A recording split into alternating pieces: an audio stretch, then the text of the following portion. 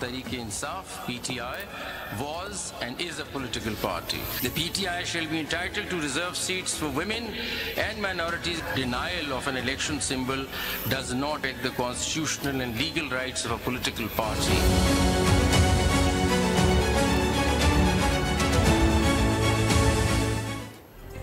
Supreme court ने मखसूस नशिस्तें तहरीक-ए-इंसाफ को देने का हुक्म दे दिया।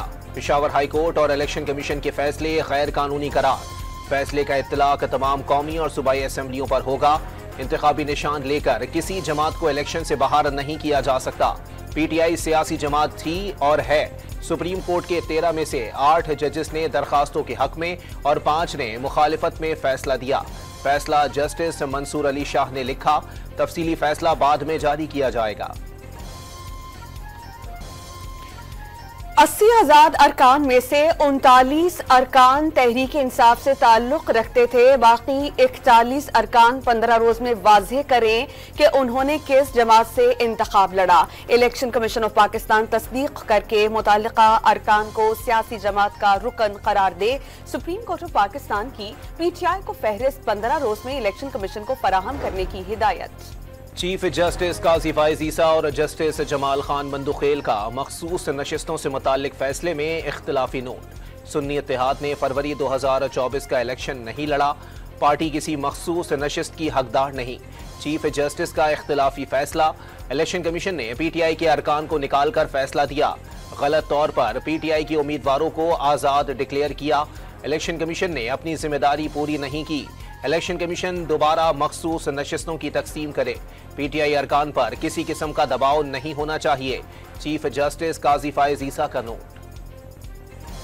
जस्टिस याहिया अफरीदी ने सुन्नी इत्तेहाद की अपीलें मुस्तरद कर दी। आजाद उम्मीदवारों ने कागजात में तहरीक इंसाफ लिखा। उन्हें आजाद नहीं कहा जा सकता। तहरीक इंसाफ के उम्मीदवार ने कामयाबी के बाद दूसरी जमात को ज्वाइन किया। Justice Yahya Afridi. Supreme court के 13 में से 8 जजेस का दरखास्तों के हक में और 5 ने मुखालिफत में फैसला दिया। Justice Mansoor Ali Shah, justice Athar Minallah, justice Shahid Waheed, justice Muneeb Akhtar, justice Muhammad Ali Mazhar, justice Ayesha Malik, justice Hassan Azhar Rizvi और जस्टिस इरफान सादत ने दरखास्तों के हक में। Chief justice Qazi Faez Isa, justice Yahya Afridi, justice Jamal Mandokhail, justice Naeem Akhtar Akhwan और जस्टिस अमीनुद्दीन खान ने दरखास्तों के खिलाफ फैसला दिया। ये लगता है कि आइन के आर्टिकल 51 और आर्टिकल 106 की तशरीह होने की बजाय महसूस ये होता है कि जैसे उन्हें री राइट कर दिया गया है, सरे नौ तहरीर किया गया है। सुन्नी इत्तेहाद काउंसिल के आइन के मुताबिक कोई गैर मुस्लिम उस पार्टी का रुकन नहीं हो सकता। अब वो क्लेम करें अगर अकलीती नशिस्तें, तो ये बहुत बड़ी एक मुनाफिकाना सी बात हो जाती है। आइन की तशरीह की बजाय उसमें नई चीजें लिख दी गई। मखसूस नशिस्तों से मुताल्लिक कानून मौजूद है। अदालती फैसले के दायरे इख्तियार की कोई मिसाल नहीं मिल रही। सुन्नी इत्तेहाद के आइन में था कि गैर मुस्लिमों को वर्कर तस्वुर नहीं करते। उन्होंने अपने ही आइन की खिलाफ वर्जी की। लगता है कि सुप्रीम कोर्ट में आइन की शिकों को दोबारा लिखा गया। वजीर कानून आजम नजीर तारड़ की न्यूज कॉन्फ्रेंस वाज़ेह किया कि नजरसानी दरख्वास्त दायर करनी है या नहीं, ये फैसला काबीना में होगा। दावा किया कि फैसले से कोई खतरा लाहक नहीं। हुकूमत के पास अब भी 209 अरकान मौजूद हैं। कुछ लोगों ने तहरीक इंसाफ को मिटाने की कोशिश की, लेकिन पीटीआई को उसका हक मिल गया। आज अवाम और जमहूरी कुव्वतों के लिए खुशी का दिन है। सुप्रीम कोर्ट का फैसला तारीख में याद रखा जाएगा। आइन में अपनी मर्जी की तरमीम का रास्ता रोक दिया गया। चाहते हैं आइन और कानून के मुताबिक आगे बढ़ें। फैसले पर अल्लाह का शुक्र अदा करते हैं। बैरिस्टर गौहर की सुप्रीम कोर्ट के बाहर मीडिया से गुफ्तगू।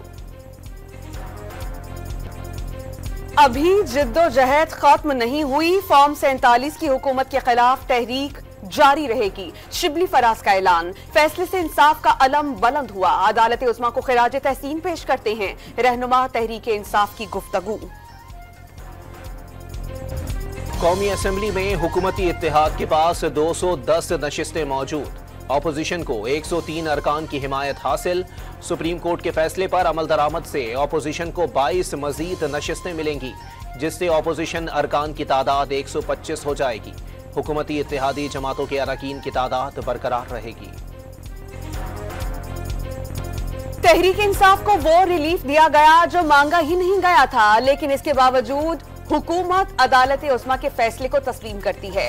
कानूनी टीम फैसले का जायजा ले रही है। फैसला करेंगे कि अपील में जाया जाए या नहीं। मुशीर वजीर आजम राना सनाउल्लाह का मखसूस नशिस्तों से मुतालिक फैसले पर रद्द अमल। जाती पसंद, बचपन की मोहब्बत और क्रश जीत गया। केस सुन्नी इत्तेहाद का था, रिलीफ तहरीके फसाद को मिला। आइन, कानून और इदारे सबका क्या है, लाडले के लिए सब अच्छा लगता है। वजीर इत्तलात पंजाब अज़मा बुखारी का मखसूस नशिस्तों के केस के फैसले पर रद्द अमल। इशरतुल इबाद का सुप्रीम कोर्ट ऑफ पाकिस्तान के फैसले का खैर मकदम। तहरीक इंसाफ को सियासी मुकालमे के आगाज का मशवरा। तहरीक इंसाफ मुल्की इस्तेहकाम का मजबूत सुतून बने। तमाम सियासी जमातें बामकसद बातचीत का आगाज करें। साबिक गवर्नर सिंध डॉक्टर इशरतुल इबाद खान की डॉन न्यूज से खुसूसी गुफ्तगू। इस्लामाबाद की मकामी अदालत में इद्दत निकाह केस में सजा के खिलाफ अपीलों से मुताल्लिक समाअत। वकील खावर मानिका ने तहरीक इंसाफ का तरदीली ऑफिशियल लेटर अदालत में पेश किया। खावर मानिका और उनके बेटे का वीडियो बयान अदालत में चलाया गया। खावर मानिका के वकील के दलाइल, समाअत कल सुबह 8:30 बजे तक मुलतवी। लाहौर हाई कोर्ट में हसास इदारे को फोन टैप करने की इजाजत देने के खिलाफ दरख्वास्त। अदालत ने दरख्वास्त लार्जर बेंच की तश्कील के लिए चीफ जस्टिस को भिजवा दी। दरख्वास्त में अहम कानूनी निकात उठाए गए हैं। केस की समाअत के लिए लार्जर बेंच बनाया जाए, अदालत का नोट।